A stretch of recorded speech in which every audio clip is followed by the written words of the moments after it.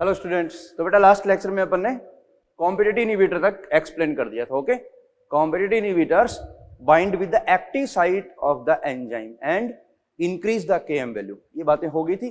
अब बाकी के जो टाइप हैं वो मैं थोड़ा एक्सप्लेन कर देता हूँ। देखो, फर्स्ट हो गया था बेटा कॉम्पिटिटिव इनहिबिटर्स। एक बार वापस से देखें, तो इन्होंने क्या किया था बेटा, Km value increase and Vmax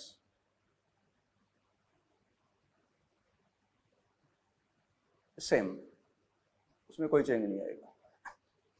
then next uncompetitive, तुम्हारे सिलेबस में नहीं है बेटा ये, वैसे बता रहा हूं मैं। Uncompetitive inhibitor, first point, bind with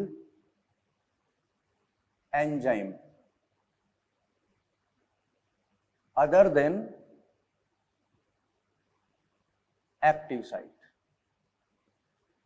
other than active site. So uncompetitive inhibitor not resemble with the substrate and not compete with substrate for the active site. They bind with enzyme other than the active site. अब केवल आपको इतना समझना जो मैं बता रहा हूं। देखो बेटा, ये enzyme, substrate, ES complex, E+P होगा क्या। देखो यहां कौन आएगा बेटा, अनकॉम्पिटिटिव इनहिबिटर आएगा। किस तरह से बाइंड होगा हल्का सा समझ लो, ताकि डायरेक्ट जो क्वेश्चन आए उसकी अप्रोच तक आप पहुंच जाओ।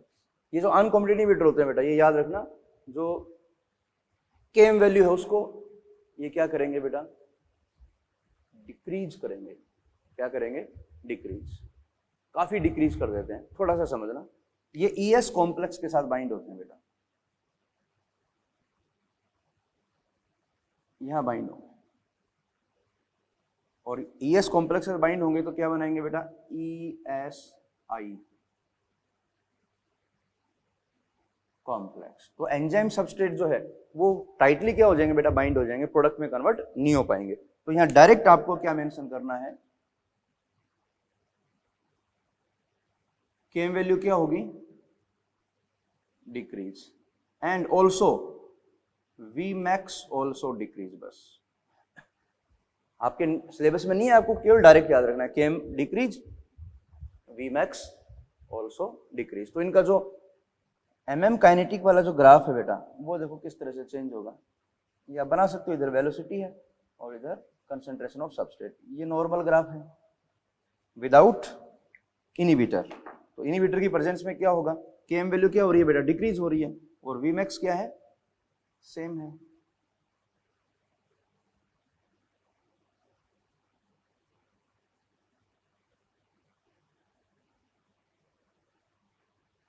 इस तरह से ग्राफ आ जाएगा। ठीक है बेटा, तो ये देखो यहां Km वैल्यू क्या हो जाएगी, Km डिक्रीज हो जाएगी। पहले Km ये थी फर्स्ट, और ये अब Km value decrease in the presence of uncompetitive inhibitor. अब है आपका थर्ड, नॉन कॉम्पिटिटिव।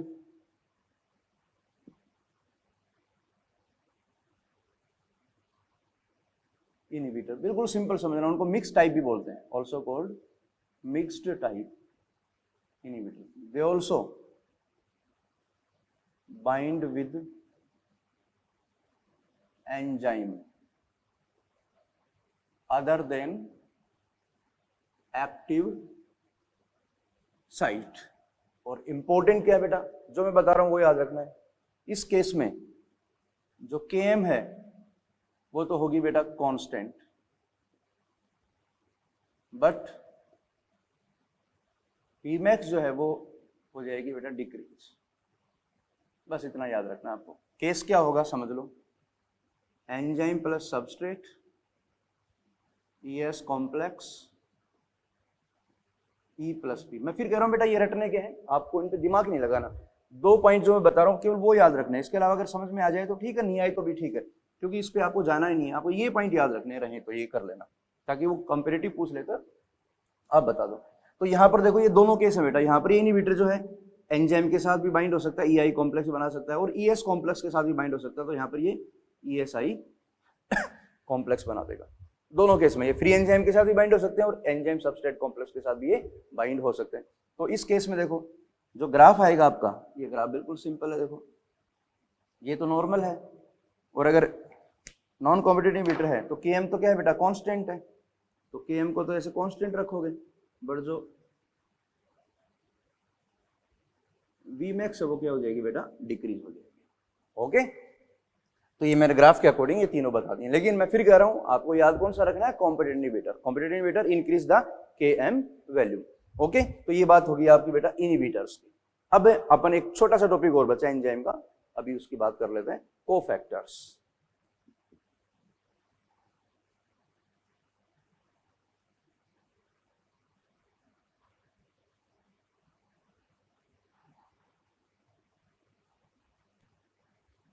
ठीक है, तो कोफैक्टर की बात करते हैं।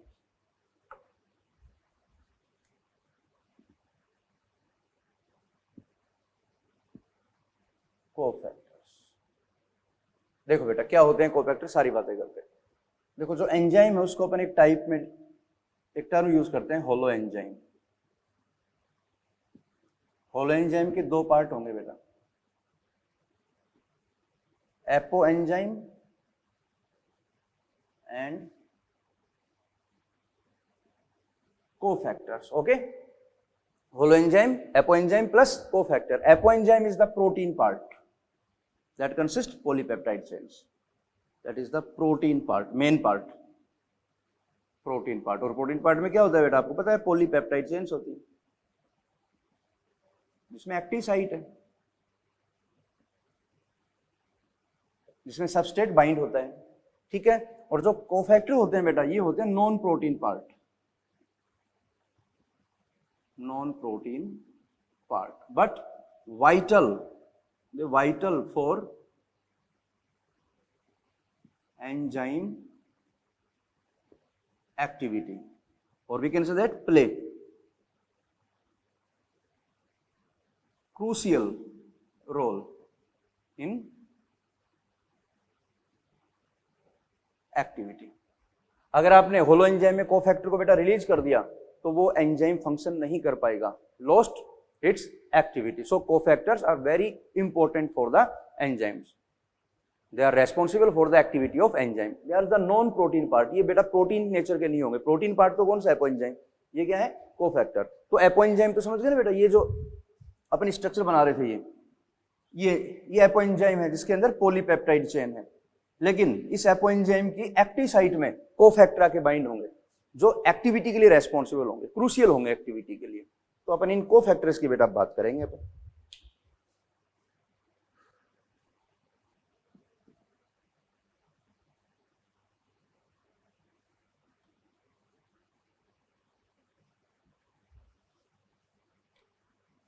कोफैक्टर, तो बेटा जो कोफैक्टर है वो क्या है, फिर से सुनो, non protein part of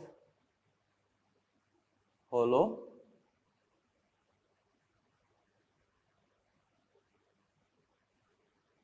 enzyme and they are very important for the enzymatic activity। cofactors are divided into 3 groups। cofactor के बेटा 3 ग्रुप हैं, मैं यही बताऊंगा तीनों।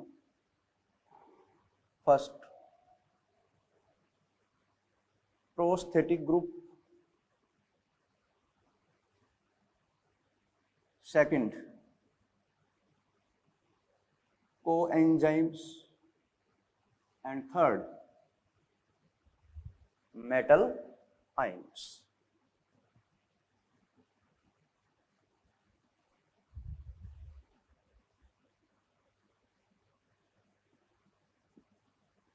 तो इनके एग्जाम्पल की भी बात कर लेंगे और ये आपके कंप्लीट हो जाएंगे। देखो बेटा प्रोस्थेटिक ग्रुप कौन होते हैं, वेरी सिंपल, प्रोस्थेटिक ग्रुप्स क्या है, कोफैक्टर का टाइप है, they are organic in nature, organic compounds है, organic nature, tightly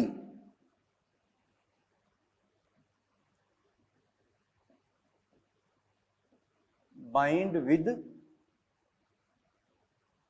enzyme in its active site. तो ये एंजाइम के साथ बेटा परमानेंटली बाउंड होते हैं, टाइटली बाउंड होते हैं, तो उनको आपने क्या नाम दे दिया, प्रोस्थेटिक ग्रुप। एग्जाम्पल जो है देखो, एग्जाम्पल हिम ग्रुप, और ये हिम ग्रुप किसका प्रोस्थेटिक ग्रुप है बेटा? Haem group of catalase and peroxidase. तो जो कैटालेज पेरोक्सिडेज होते हैं बेटा, उनके एंजाइम में ये जो एक्टिव साइट है यहाँ पर एक प्रोस्थेटिक ग्रुप होता है, him group, that bind with enzyme in its active site and play a crucial role in the enzymatic activities. They are called prosthetic groups. So prosthetic group are organic nature and tightly bind with enzyme और permanently bind with enzyme.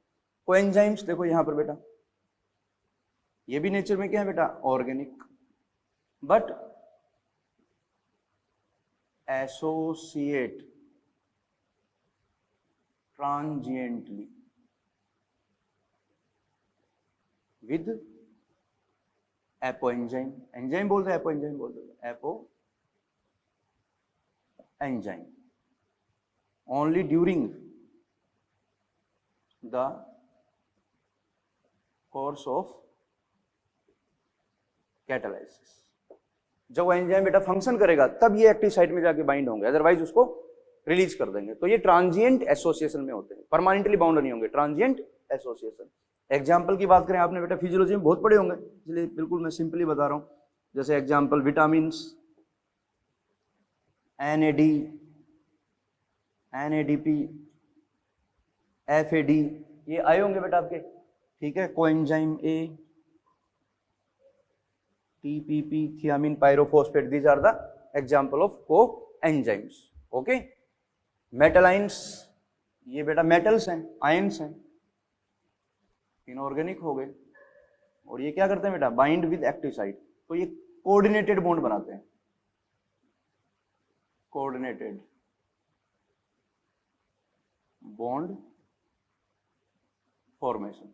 ये active site के साथ bind होंगे और जो substrate आएगा उसके साथ भी क्या करेंगे? कोऑर्डिनेशन बॉन्ड का फॉर्मेशन करेंगे। और इनके भी काफी सारे एग्जांपल है बेटा। एग्जांपल की बात करूं तो आपने फिजियोलॉजी में बहुत स्टडी किया है, एक दो एग्जांपल बता रहा हूं।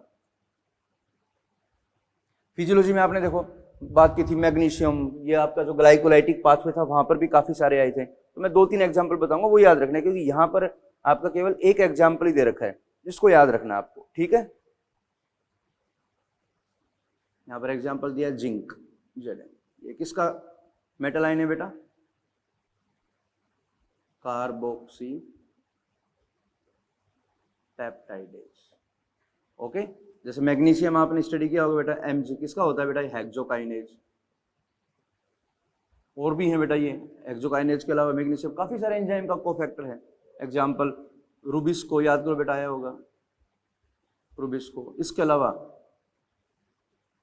डीएनए पॉलीमरेज में मैग्नीशियम कोफैक्टर का काम करेगा बेटा, पॉलीमरेज। ओके, ये आए होंगे बेटा, आपने स्टडी किए होंगे, ठीक है। तो these are the metal ions, metal ions, ठीक है, टाइप ऑफ कोफैक्टर्स, ठीक है। तो ये कुछ एग्जांपल दे रखे हैं जो आपको याद रखने हैं, ठीक है। तो ये एंजाइम की बातें काफी हो गई बेटा। अब छोटे छोटे कुछ टॉपिक्स बचे हैं, मैं उनको क्लियर कर देता हूँ। कुछ डेफिनेशंस वगैरह हैं, ओके, ये मेंशन कर लेना सारा।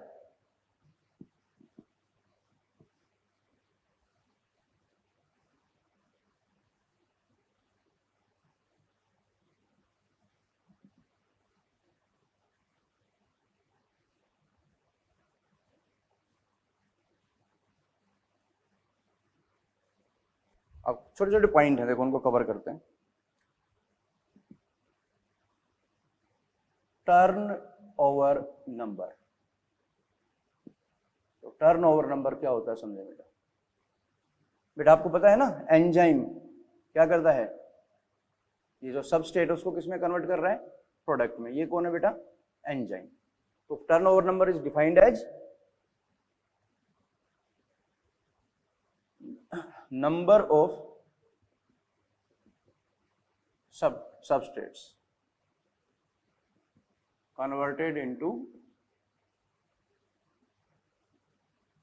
product per unit time। Per unit time में बेटा ये एंजाइम कितने सबस्ट्रेट को प्रोडक्ट में कन्वर्ट कर रहा है, वो क्या हो गया उसका टर्न ओवर नंबर। जैसे एग्जांपल बता रहा हूं बेटा आपको,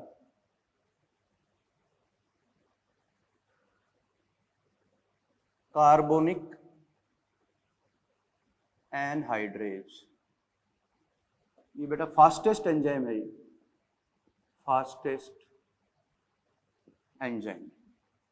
ओके, और ये कौन सी रिएक्शन को कैटालाइज करवाता है, देखें बेटा, CO2 प्लस H2O, H2CO3। समझ जाओगे बेटा, कार्बोनिक एसिड का फॉर्मेशन कर रहे हैं। तो ये जो कार्बोनिक एनहाइड्रेज है बेटा, सी कार्बोनिक एनहाइड्रेज, इस रिएक्शन को कैटालाइज कराएगा। तो यहां जो टर्नओवर नंबर है इसका, टर्नओवर नंबर देखना कितना होता है बेटा, 6 लाख। ओके, 6 लाख पर second. It catalyse the conversion of substrate into product. 6 lakh substrate convert into the product. तो एक सेकंड में बेटा ये 6 लाख प्रोडक्ट बनाता है एक सेकंड में। तो सोचो जरा इसकी स्पीड कितनी है। अगर यही रिएक्शन विदाउट एंजाइम होती है बेटा, CO2 प्लस H2O, आपको पता है फिजिकल रिएक्शन है, विदाउट एंजाइम भी होती है। तो विदाउट एंजाइम इसका टर्नओवर नंबर होता है, विदाउट एंजाइम ये प्रोडक्ट जो बनते हैं, ये बता रहा हूं बेटा, 200 product per hour, 200 product per hour. लेकिन अगर यही रिएक्शन इस एंजाइम द्वारा कैटालाइज होती है तो देखो बेटा स्पीड कितनी इंक्रीज हो गई। आप स्पीड भी निकाल सकते हो, आप ये आपके लिए होमवर्क है, स्पीड कितना टाइम इंक्रीज हुई है। देख लो कहाँ 200 प्रोडक्ट पर आवर, यहां पर 6 लाख प्रोडक्ट पर सेकेंड। तो सोचो जरा कितनी स्पीड इंक्रीज। तो कार्बोनिक एनहाइड्रेज बेटा याद रखना आरबीसी में होता है, जानते हो आप, found in RBC and catalyse this reaction and that is the fastest enzyme. तो ये टर्नओवर नंबर के बारे में मैंने कुछ बातें बता दी।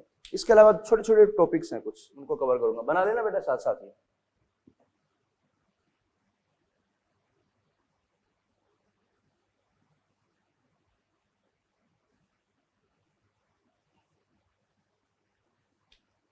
एक टर्म बता रहा हूं बेटा, एलोस्टेरिक एंजाइम।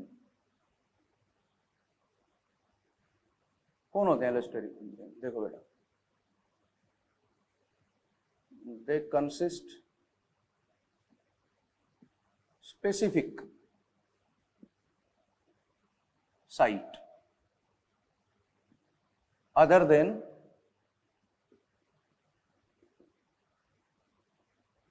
active site। देखें बेटा, ये एलोस्टेरिक एंजाइम है।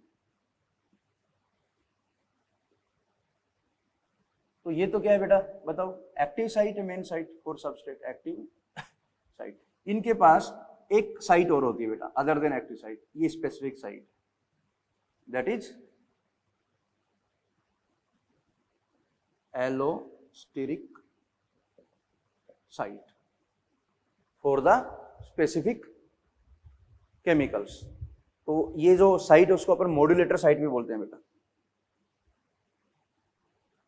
Modulator site. तो यहां पर एक्टिवेटर भी बाइंड हो सकते हैं बेटा, फॉर एक्टिवेटर्स एंड इनहिबिटर्स, जो रेगुलेशन में हेल्प करते हैं, एंजाइम रेगुलेशन। और आपने याद किया होगा बेटा फॉस्फोफ्रक्टोकाइनेज, जो बिल्कुल एलोस्टेरिक एंजाइम होता है, जिसके पास एक्टिव साइट के अलावा other than active site present होती है, जिसमें एक्टिवेटर इनहिबिटर, एक्टिवेटर आ गया तो एंजाइम की एक्टिविटी इंक्रीज हो जाएगी, इनहिबिटर आ गया तो एंजाइम की एक्टिविटी डिक्रीज हो जाएगी। तो इस एंजाइम को अपन क्या बोलेंगे, एलोस्टेरिक एंजाइम। ठीक है, एक दो पॉइंट और है, देखो यही बता देता हूं।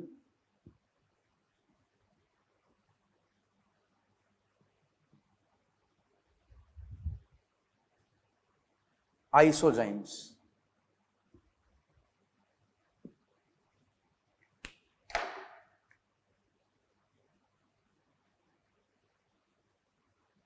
आइसोजाइम्स और ऑल्सो कॉल्ड आइसो एंजाइम्स। क्या होते हैं बेटा आइसो एंजाइम, समझ रहा?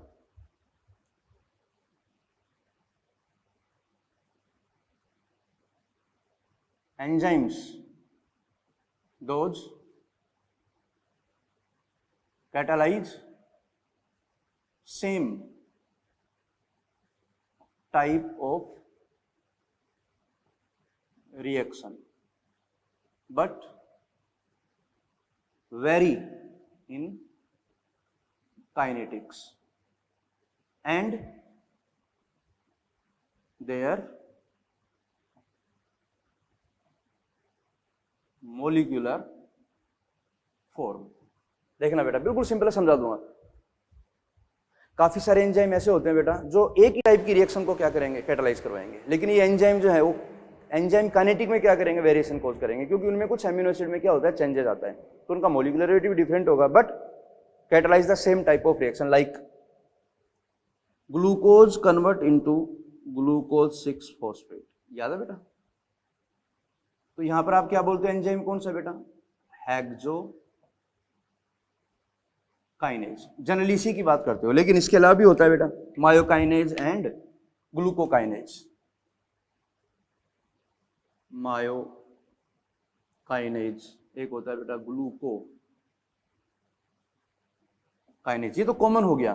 मायोकाइनेज होता है मसल्स में, इन मसल्स, और ग्लूकोकाइनेज जो है वो जनरली जो है कॉमनली फाउंड होगा। तो मसल्स में क्या है, मायोकाइनेज, ग्लूकोकाइनेज जैसे लीवर वगैरह में क्या है, ग्लूकोकाइनेज। तो बेटा ये तीनों एंजाइम जो है वो सेम टाइप की रिएक्शन को कैटालाइज करवा रहे हैं, लेकिन इनकी काइनेटिक डिफरेंट है, क्योंकि इनमें जो पॉलीपेप्टाइड अमीनो एसिड है उसमें कुछ में सीक्वेंस चेंज होता है, इसलिए उनकी काइनेटिक में क्या आएगा, डिफरेंस आएगा, but they catalyse the same type of reaction. जैसे एक एग्जांपल और है बेटा, लैक्टिक एसिड डिहाइड्रोजनेज, नाम सुना होगा आपने, लैक्टिक एसिड डिहाइड्रोजनेज, याद है, फर्मेंटेशन में हेल्प करता है, फिजियोलॉजी में आया था। इसकी आइसोफॉर्म 5 होती है बेटा, 5 आइसोफॉर्म होती है, LDH1, LDH2, 3, 4, 5। रिएक्शन एक ही कैटालाइज करवाएगा, लेकिन इनकी क्या है, काइनेटिक वेरी करेगी। थोड़ा सा बस डेफिनेशन बतानी थी, वो याद रखनी है आपको, ठीक है। एक पॉइंट और है बेटा, छोटे छोटे टॉपिक्स हैं, तो वैसे बता रहा हूं मैं ताकि इधर उधर आके, एनसीईआरटी में नहीं मिलेंगे आपको ये। एक टर्म आती है बेटा एब्जाइम, एब्जाइम, ओके। एब्जाइम क्या होता है बेटा, एंटीबॉडी एक्ट एज एंजाइम, तो अपन क्या बोलते हैं उसको, एब्जाइम। कई बार क्या होता है, कुछ केसेस में जो एंटीबॉडी हो एंटीजन के साथ बाइंड होगी और एंटीजन को डिस्ट्रॉय कर देती है डायरेक्टली। ये बहुत रेयर केस में होता है बेटा, ये टर्म पूछी जाए तो बतानी है, डिटेल में नहीं जाना। जैसे एंटीबॉडी किसके साथ बाइंड होगी बेटा, एंटीजन के साथ, तो ये इसको क्या कर रही है, डायरेक्ट किल कर रही है, तो ये एक एंजाइम की तरह काम कर रही है, इसको बोल देते हैं अपन एब्जाइम। कॉमन केस नहीं है बेटा ये, कभी इनके पीछे पड़ जाओ, ठीक है। ये टर्म आ जाए अगर ऑप्शन में, कि भाई ऑप्शन में आ रहा है एब्जाइम, तो समझ जाओगे एब्जाइम क्या है, कि सर ने बताया था एब्जाइम ये चीज होती है, ये आंसर नहीं होगा ये, ठीक है, उस अकॉर्डिंग आपको बता रहा हूं, ठीक है बेटा। एक होता है बेटा फीडबैक इनहिबिशन, फीडबैक इनहिबिशन, ये सब फिजियोलॉजी में पढ़े हैं आपने, लेकिन वापस मैं रिपीट कर रहा हूं। फीडबैक इनहिबिशन पता है बेटा आपको, जैसे कोई मल्टी स्टेप रिएक्शन है बेटा, जैसे कोई रिएक्शन है,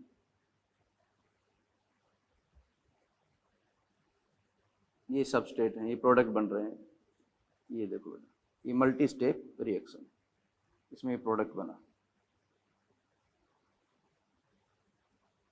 और इसमें क्या है बेटा, ये एंजाइम्स हैं, जैसे ग्लाइकोलाइसिस ले लो आप, ऐसे एंजाइम। तो फीडबैक इनहिबिशन क्या होता है बेटा, ये रेगुलेशन में आता है। तो ये जो मल्टी स्टेप रिएक्शन में, इसमें देखो एंड में इसका प्रोडक्ट क्या है, ये है एंड प्रोडक्ट। अगर ये प्रोडक्ट जो है ये इस फर्स्ट एंजाइम को जाके क्या करे, इनहिबिट करे, तो उसको अपन क्या बोलेंगे, फीडबैक इनहिबिशन। अगर प्रोडक्ट ज्यादा बन गया तो ये क्या करता है बेटा, ये जो एंजाइम है उसकी एक्टिविटी को शट ऑफ कर देगा, इनहिबिट कर देगा, that is called feedback inhibition. Example आपकी ग्लाइकोलाइसिस में आपने स्टडी की थी फिजियोलॉजी में, याद करो बेटा, वहां पर रेगुलेशन बताया था, रेगुलेशन ऑफ ग्लाइकोलाइसिस, तो उसके अंदर जो हेक्सोकाइनेज है उसका फीडबैक इनहिबिशन हो जाता है, फॉस्फोफ्रक्टोकाइनेज का भी फीडबैक इनहिबिशन हो जाता है। जो एंड प्रोडक्ट है, and product inhibit the activity of enzyme, so that is called feedback inhibition। ये कौन सा बेटा, ये एंड प्रोडक्ट है, ठीक है। ये कॉमनली चीजें हैं जो आप स्टडी कर चुके हो, थोड़ा सा मैंने वैसे बताया कि पूछ लें तो आपको ये डिस्कस करनी है। तो ये बात होगी बेटा आपकी एंजाइम, तो एंजाइम कंप्लीट हो गए। अब एंजाइम के बाद जो आपके इस चैप्टर में छोटे छोटे टॉपिक हैं उनको मैं थोड़ा सा कवर करवा देता हूँ, ठीक है। तो इसके बाद में मैं स्टार्ट कर रहा हूँ लिपिड। छोटा सा पॉइंट है, इसको समझा दूंगा। ठीक है बेटा, तो अब स्टार्ट करते हैं अपन लिपिड। बिल्कुल छोटा सा टॉपिक है। क्या होता है बेटा लिपिड? Water insoluble. और ये कौन सी कैटेगरी में आएंगे याद रखना बेटा? मैक्रोबायोमोलिक्यूल्स, ड्यू टू देयर नेचर। तो जो लिपिड्स हैं आपको पता है बेटा, ये स्ट्रक्चरल पार्ट भी है और ये स्टोरेज का काम भी करते हैं। ठीक है, ये फिजियोलॉजी में आपने स्टडी किया था। Obviously they are the respiratory substrate, provide more energy than the carbohydrate and protein. तो यहाँ आपको बस लिपिड की स्टडी करनी है। तो लिपिड जो है बेटा वो कुछ टाइप के हैं। देखो लिपिड्स जो मैं अभी स्टडी करवाऊंगा, सिंपल लिपिड,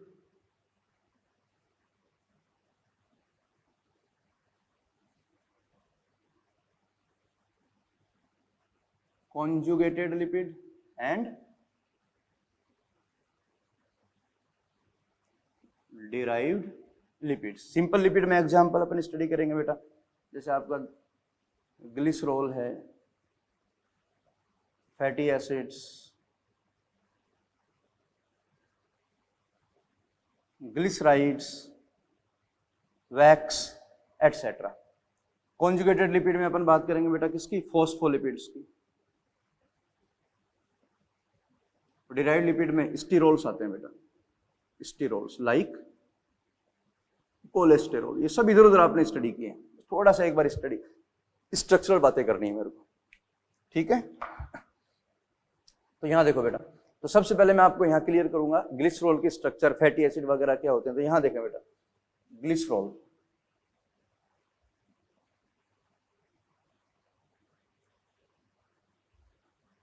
ये होता है ट्राई हाइड्रोक्सी प्रोपेन। देखें स्ट्रक्चर ग्लिसरॉल की,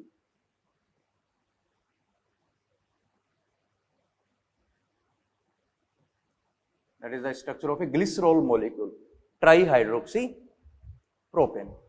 ओके, तो ग्लिसरॉल बिल्कुल सिंपल है, लेकिन आपको पहले फैटी एसिड स्टडी करने पड़ेंगे, फिर क्या करेंगे? कंडेंसेशन करवाएंगे इनका। तो लिपिड्स एक्चुअली होते क्या है? Condense product of glycerol and fatty acids.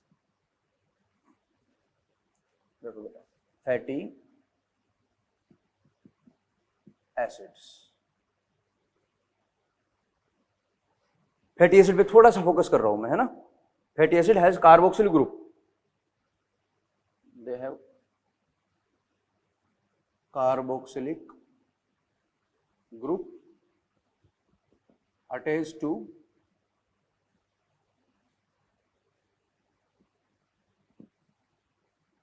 the R group. Okay, R group is hydrocarbon.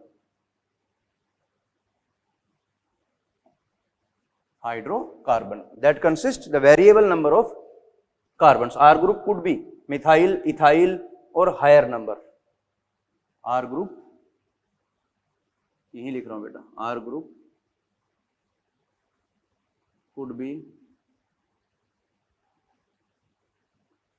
methyl, ethyl and more hydrocarbon chain. But usually the fatty acid consists a long hydrocarbon chain that is represented by RCOOH, that is fatty acid. R here R represent the reactive group, that is long hydrocarbon chain. Okay, long hydrocarbon chain. अब देखो बेटा यहां पर अगला point समझना, जो fatty acids होते हैं उनको अपन दो कैटेगरी में डिवाइड करेंगे। फैटी एसिड्स, ये सब बहुत इजी है बेटा, मैं केवल आपको समझा रहा हूं हल्का सा।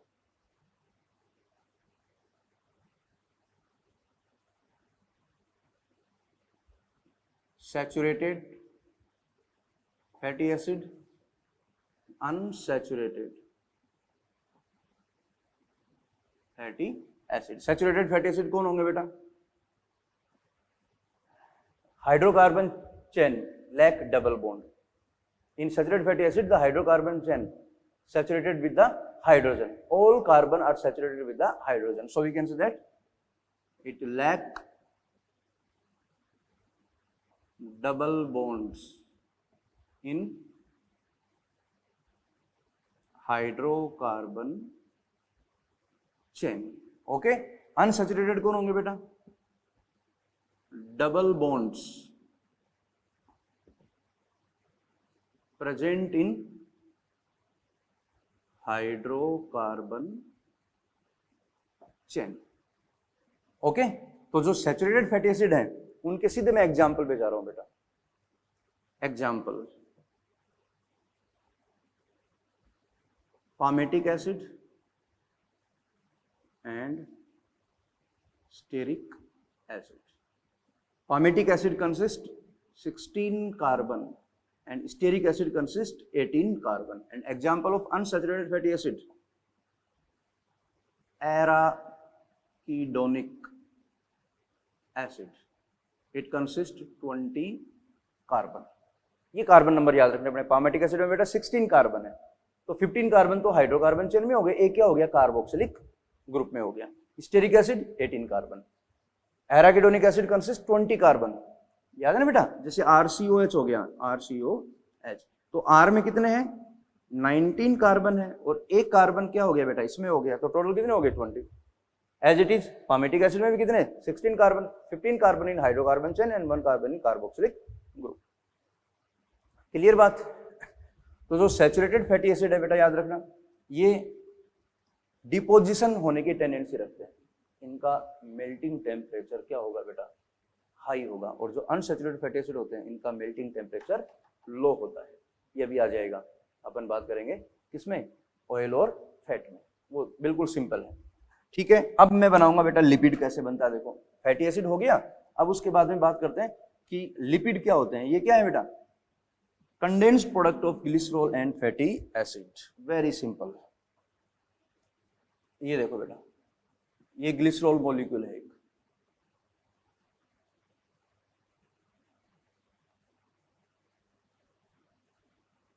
Glycerol molecule, one glycerol molecule. और ग्लिसरॉल मॉलिक्यूल को बेटा आपको क्या करना है? फैटी एसिड के साथ कंडेंस करना है, लाइक दिस. ये है R,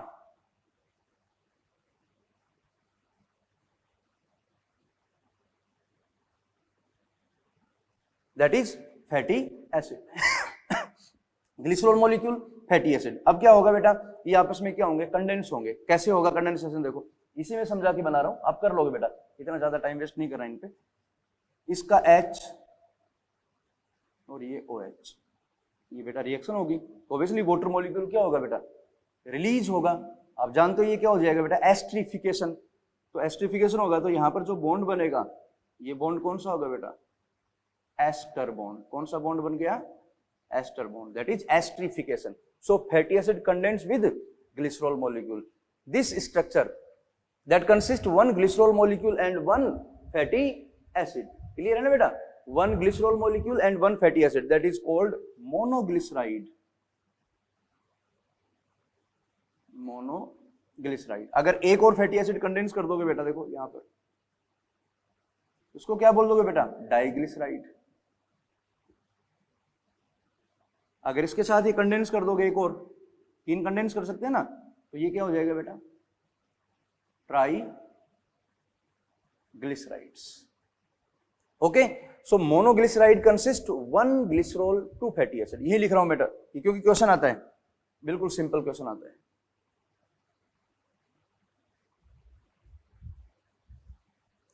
मोनोग्लिसराइड में नंबर बताना बेटा. 1 glycerol and 1 fatty acid. Diglyceride 1 glycerol and 2 fatty acid. Triglyceride 1 glycerol and 3 fatty acid. ठीक है, तो आप ट्राइग्लिसराइड का अगर हाइड्रोलिसिस करोगे तो आपको क्या मिलेगा बेटा? 1 glycerol molecule and 3 fatty acid. And further triglyceride में भी, इन्हीं को बोलते हैं बेटा फैट, में भी फैट और ऑयल, फैट और ऑयल। तो फैट ऑयल क्या होते हैं एग्जैक्टली? ट्राइग्लिसराइड्स होते हैं बेटा, लिपिड्स होते हैं। तो ट्राइग्लिसराइड में भी फैट और ऑयल। फैट कौन होगा बेटा? अगर इसमें सैचुरेटेड फैटी एसिड ज्यादा है तो उसको क्या बोल दोगे बेटा? फैट बोल दोगे, ठीक है। और अगर अनसैचुरेटेड फैटी एसिड ज्यादा है बेटा, अनसैचुरेटेड फैटी एसिड का नंबर ज्यादा है तो वो क्या होगा बेटा?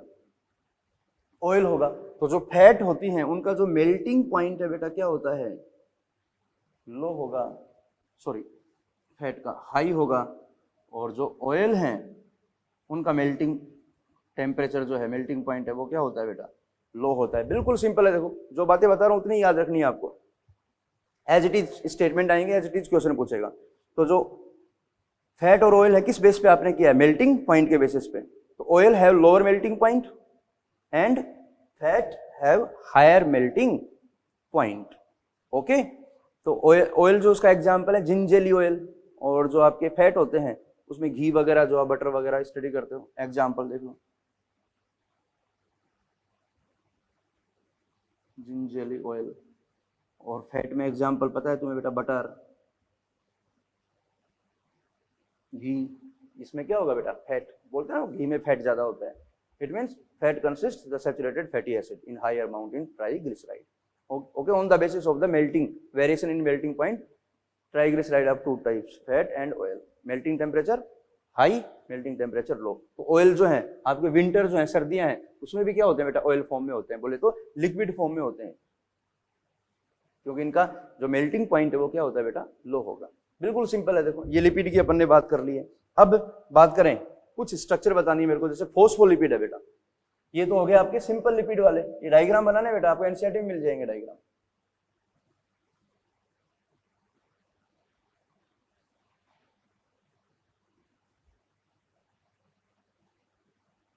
एक दो स्ट्रक्चर समझानी है। जैसे फोस्फोलिपिड है, फोस्फोलिपिड क्या होते हैं? देखो बेटा सिंपल है बिल्कुल।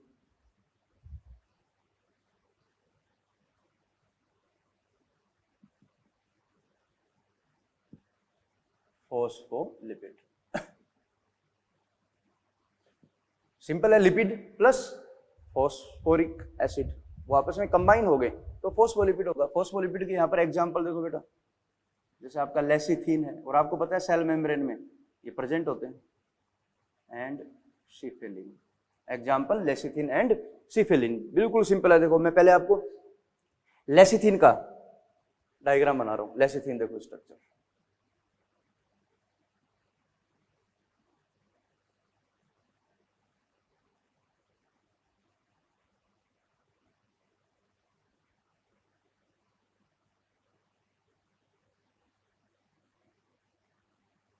ये फैटी एसिड बेटा डिफरेंट टाइप के हो सकते हैं, सेम भी हो सकते हैं और डिफरेंट भी हो सकते हैं।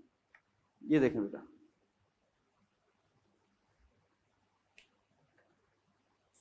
यहां पर ये फॉस्फेट ग्रुप आ गया।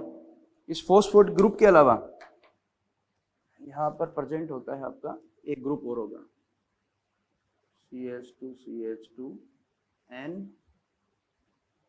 CH3 CH3 CH3, यहाँ प्लस आ जाएगा। That is the structure of lecithin.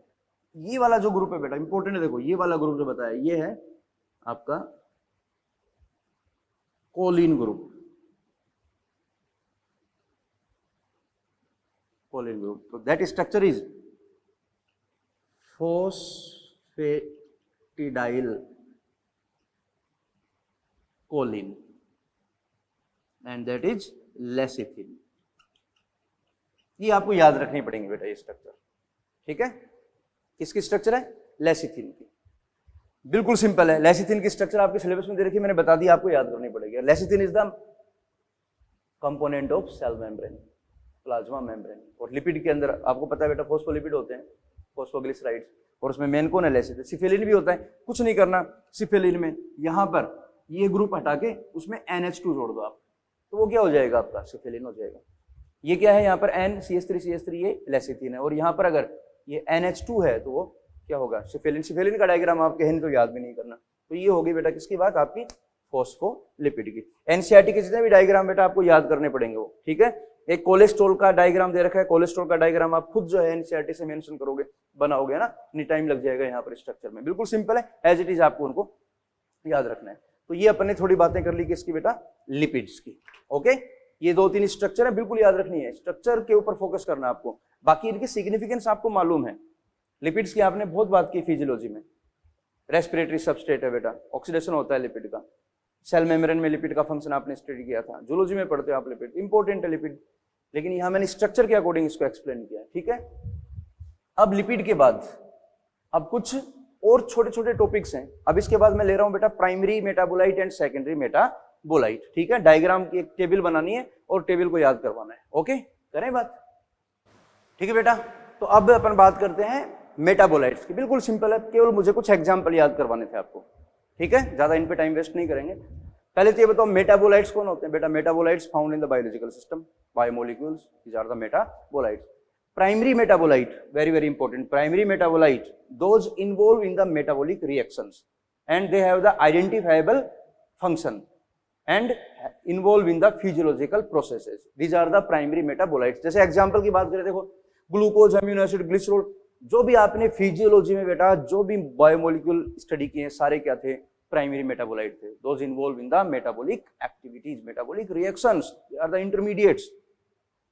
But जो सेकेंडरी मेटाबोलाइट होते हैं वो क्या होते हैं, देखो बिल्कुल सिंपल है, सेकेंडरी मेटाबोलाइट अपनी बॉडी में बनेंगे लेकिन उनका कोई आइडेंटिफाइबल फंक्शन नहीं है बेटा, not involve in the physiological processes, as a by product बन जाते हैं वो। तो उनका रिएक्शंस में, मेटाबॉलिक रिएक्शंस के अंदर कोई इन्वॉल्वमेंट नहीं है, तो उनके कुछ यूजेज हैं, अपन उनका इकोनॉमिक यूज कर लेते हैं। कुछ के एग्जाम्पल बता रहा हूं मैं, जैसे example of secondary metabolite like pigments, ये क्या है बेटा, सेकेंडरी मेटाबोलाइट के एग्जाम्पल है। Pigment like carotenoids, anthocyanin, alkaloids like morphine, codeine, terpenoid, monoterpene, diterpene, these are the terpenoids.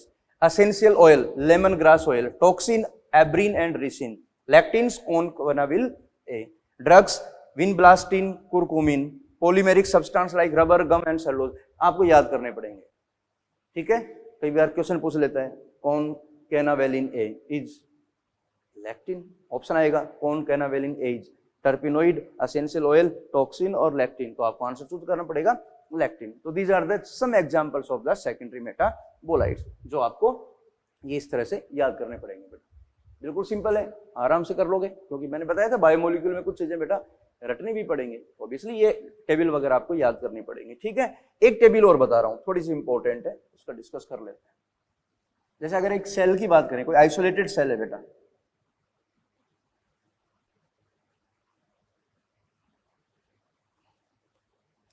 ये कोई सेल है बेटा, कोई आइसोलेटेड सेल, तो उस सेल के अंदर जो बायोमोलिक्यूल है उनका एवरेज परसेंटेज क्या है उसको बता रहा हूं मैं, average composition of the cell,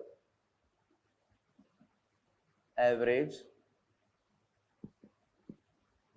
composition of cell, ठीक है। उसकी एक टेबल बना रहा हूं, बहुत इंपॉर्टेंट है, कई बार पूछ लेता है। तो कंपोनेंट और percentage of total cellular mass की बात करेंगे, तो इधर लूंगा मैं कंपोनेंट और total percentage, okay, total percentage of the cellular mass,